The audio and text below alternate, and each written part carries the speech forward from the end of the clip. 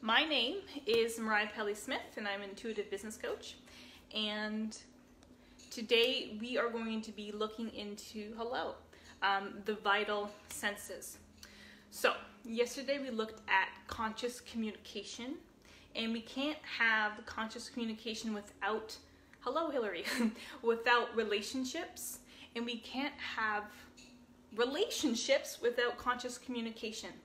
But we looked at relations in regards to the relationship with entities, with energies, and we need to have relationships with different types of energies and entities in order to build an intuitive map. So we talked about an intuitive map, and that's the thing that you're going to be learning how to build in a program that I'm running, and this is just free content that I'm sharing with the world. So the intuitive map is literally a map that has different layers to it. So this map could have maybe your chakras are here, and your elements are here, and the colors are here, and the different bodies are here, and then you have your right and left brain, your masculine and feminine. So this is like an example of a map that is a physical thing that you can create, but it's also a map that resides in the mind. So we want to develop a practice of when I close my eyes and I'm doing intuitive reading, this map that I've created shows up, and it's very tangible in the space. So that's sort of an intuitive map, and it's a reference point, especially if you are like a visual human or you need to like see the thing. You're creating the structure within your mind that you created in the 3D space, so you have a reference point for the intuitive information that's coming through. All right, so let's move into the new topic, which is the vital senses. So we need to build a relationship with all these different energies, all these different entities, all these different realms. But the bridge in between understanding and really connecting with that intuitive map is your senses. And we came into this world with our senses turned on when we came out of the womb, and we used our senses as a survival mechanism. We use it as a tool to survive in the world. But most of the time, we are continuously doing that, and we're not actually using our senses to tap into different dimensions. We're very stuck in this 3D space. And if you look at like the relationships that we're having with our map, all the chakras and things and colors, and then we look at the relationship with our senses, we're building this like big old polynormous relationship. And it's like we have to create room for all these new relationships that we're bringing into the space. And if we look at the 3 lower chakras, so yesterday we talked about how if we're operating from these lower centers, then they become like not very good serving filters for information. So an example would be if you have your intuitive map and you've designed this so that when this corner over here lights up, that means you know that there's a ghost, some sort of entity that's trying to communicate to you. So this in your mind starts to light up. So that's your reference point. And then down here, so maybe that root area that you ignited starts to flare up as well. So based on that map that you built, you know that there's some sort of entity that isn't in this 3D realm that's trying to communicate to you, and it has something to do with the root. But if Bob the ghost is over here, and he's trying to let you know something about the root, and the information is like, I have passed, of course, because I'm Bob the ghost, and I'm trying to give you the information to give someone that I'm leaving all these sorts of things to the people in my family. So they're talking about the will. But if you are operating in a root chakra consciousness, so your filter, so your root consciousness is sort of a filter right here, when you're trying to get information, it's coming through, but it's coming through that filter.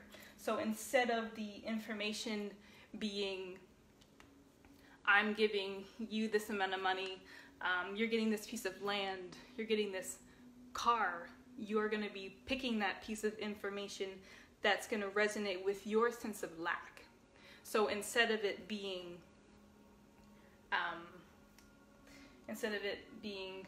you are getting this from the will, you are getting information about how, like, your sister's getting a brand new car or something. So you are bringing information based on your own insecurities.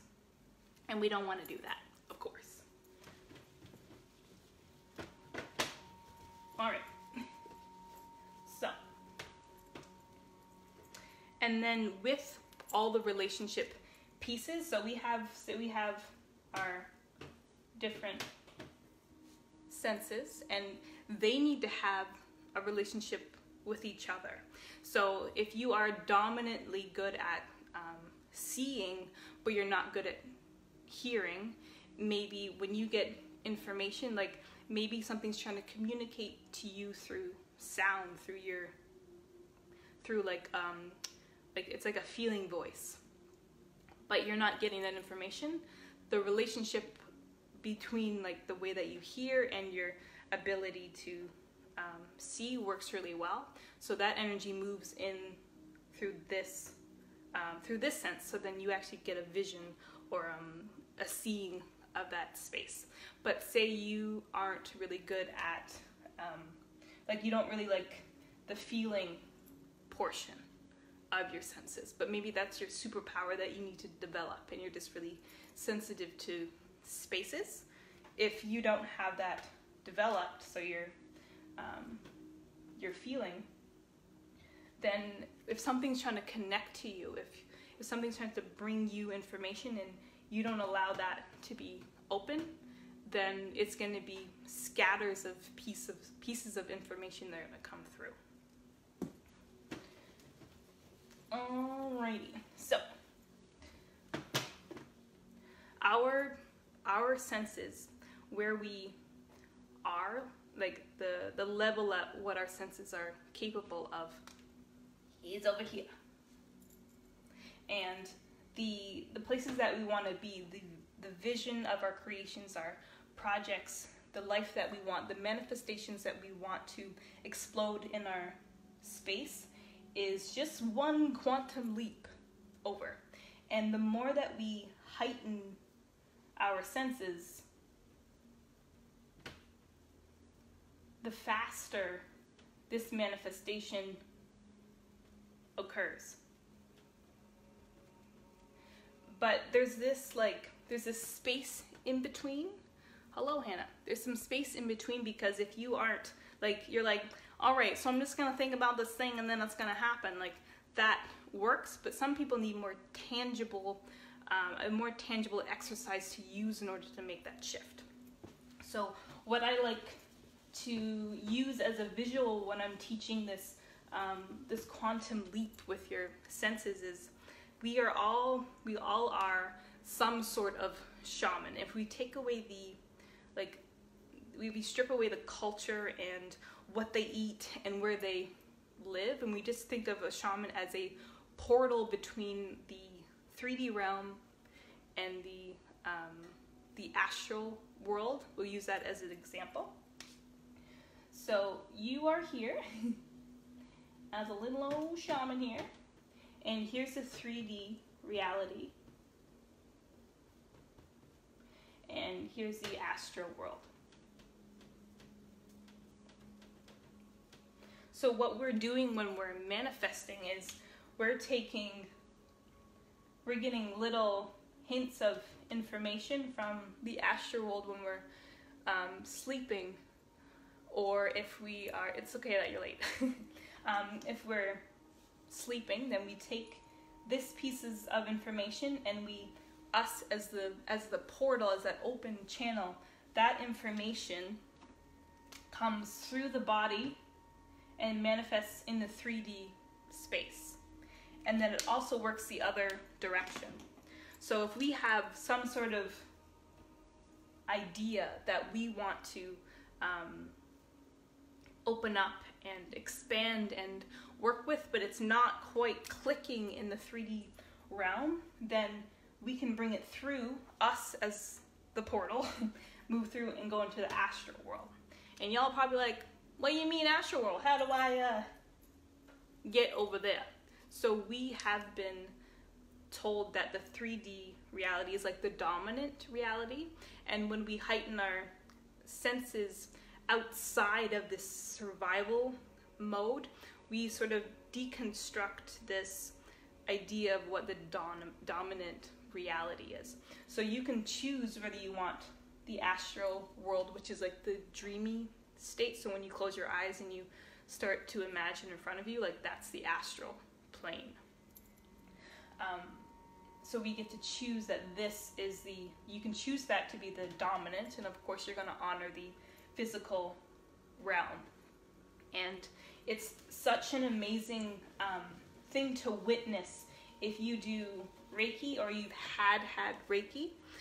When you are going through like a session and you're going through this roller coaster within your mind, and you're moving and you're walking down stairs and you're doing all these sorts of movements, it's actually your astral body like sitting up out of your physical body and moving in this astral world. And that's why it feels so real, and like you're sensing in that space. It's not fake, it's not your imagination, it's not you trying to piece things together. It's actually your energetic body going into the astral world and doing the work. And if you are a very visual human, obviously that's the way that you learn, and it's a very intense process to allow yourself to shift in such a way where that astral space becomes a home. It becomes a safe space. It becomes a place for you to create, because the astral space is the place for possibilities. It's like the ultimate creation.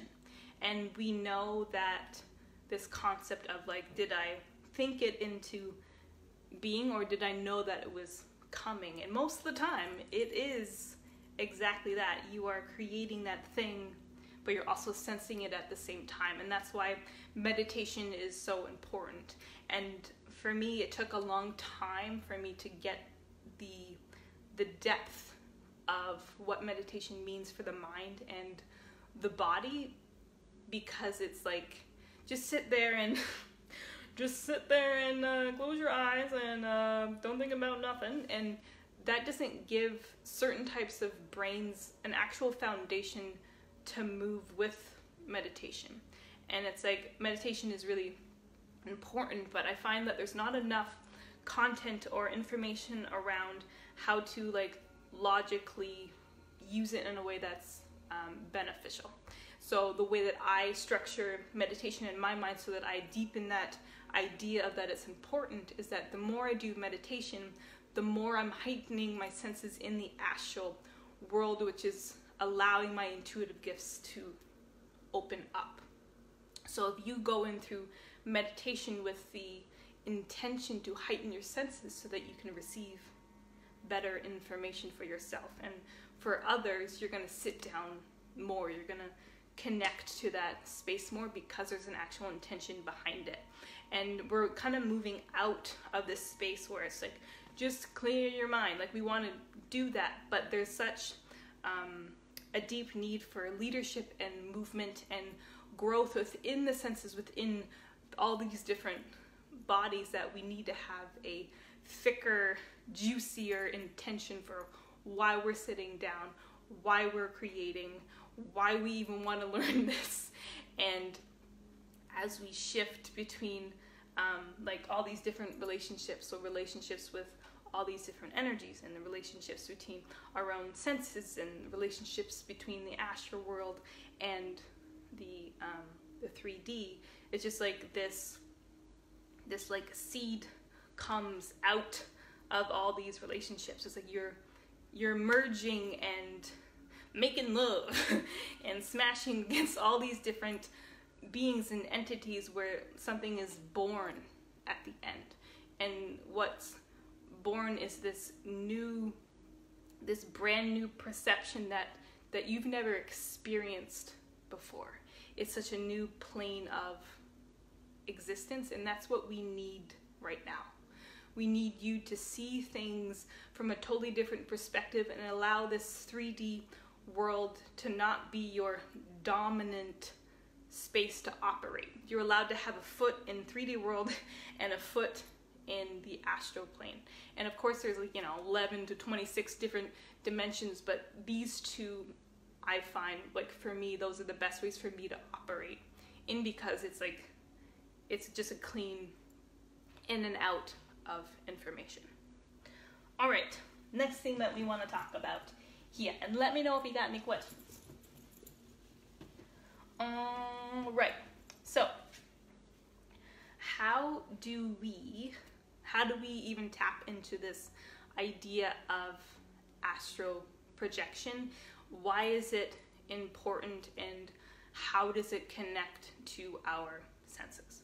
So if you are, this is you, and you're sleeping in your bed,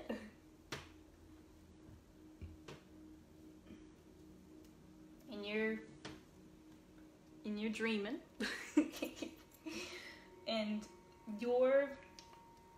it's just there's different stages of how you get into that space. So you have to relax the body, and you have to come into this hypnotic trance of being. So you can do that through doing Reiki on yourself. So you're just in this state, because you want the body to be vibrating at a higher frequency, so that you're not resistant to that movement. And so hypnotizing, and then you want to do a visualization of pulling out of the body. So you can do this through imagining that you're pulling up rope, or you can imagine that you're floating above the body. And when you first start doing this, it's an interesting change, because it's you can see your room, and you're walking around in your room, but just in your energetic body, and it just feels like your imagination. It just feels like you're imagining you, but no, you're not. It's the energy body is out and walking around your room, walking around your house, and it's a beautiful thing where you can turn on your senses when you're doing that, because it's I am just the energy body with the Mariah consciousness walking around my room, walking around the space, but I can turn on my knowing. I can turn on my sense of smell. I can turn on my clairaudience. I can turn on those senses. If you can turn on your senses when you're just in that energetic body, then it's your whole world opens up, because you have just made that complete walk over the bridge into a new existence and into a new knowing, and you've taught your mental body that it's okay to leave. It's okay to step out of the physical body for a bit and do work in a different place. And we've talked about this before, where everything happens on the energy, and it moves through the emotional, and it moves through the mental, and then it comes and it solidifies in the physical space. So if you can astral project and do your meditations in that astral plane, it's you can make magic, and you can do all the psychic surgery you want. You can remove ideas and put new ideas in. It's you are fully in control of what your space is going to look like in the physical, because all your senses are turned on, and it doesn't feel like a different reality. It's both of them are real, both of them are potent, both of them are important. And one of the key things with meditation is we have to bring the importance of us living and breathing is the same level of importance as us living and breathing and sensing in the astral space. And if you're new to these concepts and energy bodies and astral projection and all these sorts of things. It's like, it's a process. It's a process of trust. It's a process of movement, and it's a process of allowing your 3D space to not be your dominant place of operating. Because we get scared when we close our eyes and we're in there for a long period of time, and that's probably the major thing of people not being able to sit down and meditate for long periods of time, is because they're like, I'm afraid what's gonna show up. I'm afraid that I'm like missing out on something that's happening in the 3D world. But once you realize the magic that you possess and the magic that you have in your hands and within your mind and your creativity, then the astral plane, the meditation space, the imagination place becomes a, like, it becomes this space where that's where you want to be, that's where you want to operate, and the 3D world just becomes the place that you come in sometimes and you interact and you do the game of the human. And you can get to the point where you can start to overlay the different realities, and I'll go deeper in that in the last masterclass at the end of the week. But just like, I can see this world, but then we overlay the astral plane, so then you can see the actual vibration of everything in your room, everything in your body. And it's not scary, you're not going crazy, it's just another way of operating in the space. And when our senses are opened and heightened and clear, and we allow all those relationships to merge and understand each other, then everything is full with truth, because it's so transparent. Because in the astral plane, everything is, that is how it is. There's no lies. It's just, that's how it is. And that's why when you're getting readings or someone's doing Reiki on you and picking up information, they're usually tapping into that astral space of knowing. And that's why the information is so direct and spot on, because there's nothing to hide behind. Everything is energy and everything is transparent. All right. So the two senses that are very, very important to develop or start to tap into is your sense of knowing and your seeing. Because our ability to have vision that's very tangible in the space, that creates our reality. And if we have like a fear of seeing things we don't want to, or a fear of knowing too much information, then that's not allowing us to reach the full potential of our senses. And a lot of people are afraid of sensing it all because you have that that deep traumatic experience as a baby where you were in this cocoon of a womb, and then you were pushed out into the world, and then all the senses were turned on, and there's lights and there's sounds and there's all this stuff. So when things get too loud, or it doesn't feel proper or whatever, you go back into that state of trauma. You go back into that memory of it's too much. So it's like we need to replace that initial memory of I can't handle to I can handle. And with meditation, we can go back in time, and you'll experience this when you tap more into the astral space of like, there's no time there. And the more you experience no blocks of time, the more you're going to be at ease in the 3D space, because it's not going to control you. You can slow down time, you can speed up time, you can do whatever you want to do.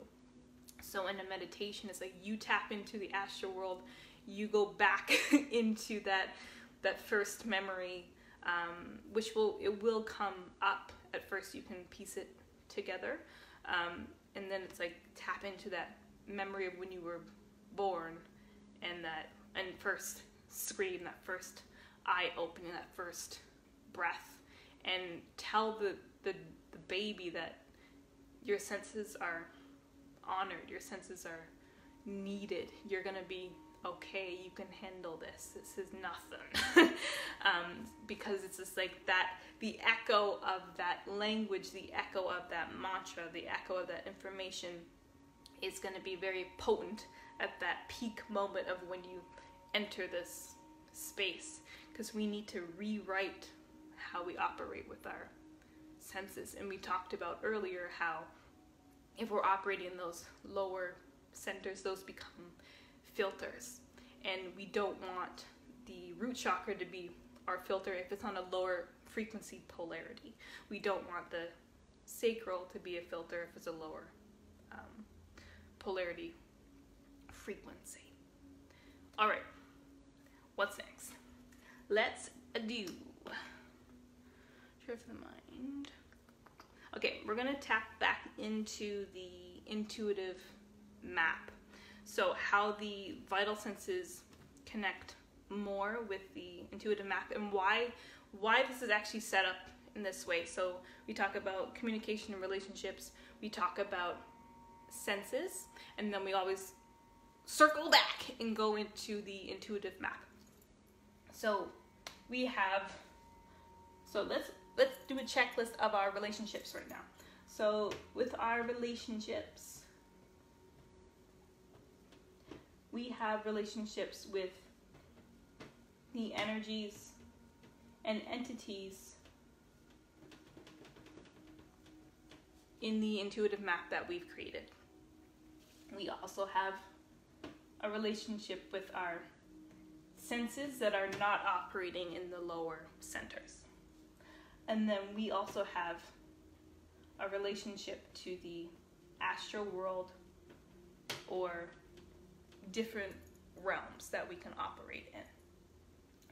And then when we have, so this is what we've talked about so far, and then we have our intuitive map.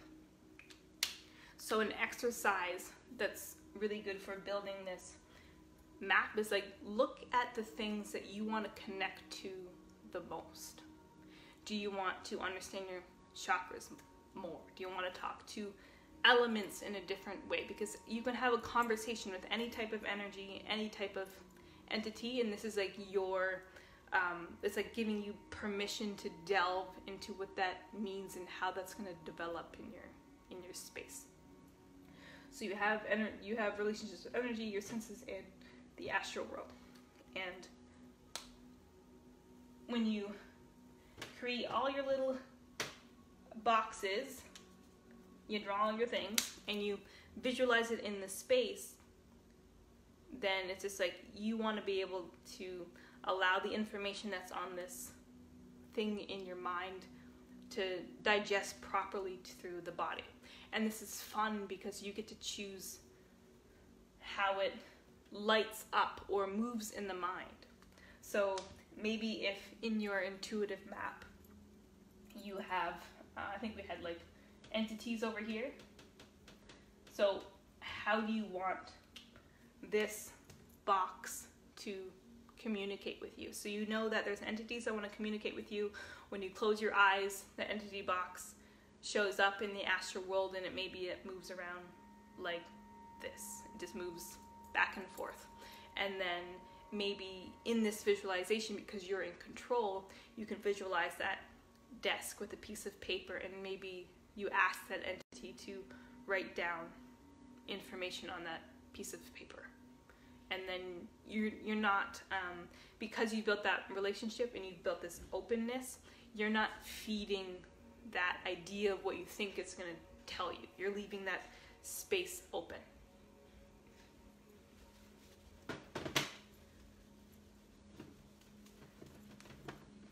Alrighty.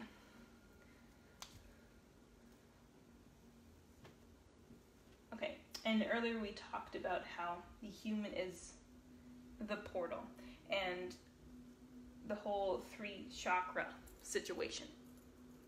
So, and we talked about yesterday how it's not this one grandiose thing of the Kundalini rising within the body. It's a continuous process that needs to happen. So that's why you do your Kundalini yoga every day, because you're igniting that power and that openness. Because you can tell the difference between someone that does Kundalini yoga once and Kundalini yoga every day. It's like we're always maintaining the body, because there's so much chatter, there's so much stuff in our space that's trying to condense and distract. And so we have to constantly be removing stuff all the time, and that's why mantra is so important, because it cleans out the subconscious. So you have these 3 lower chakras. You have your 3D reality, and you have your astral world. So when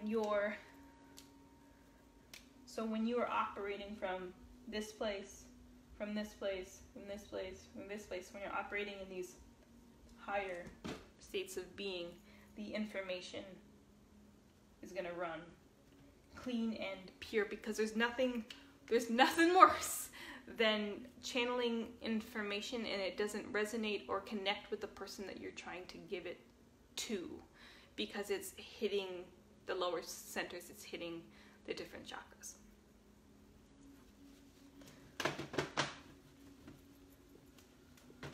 Alrighty.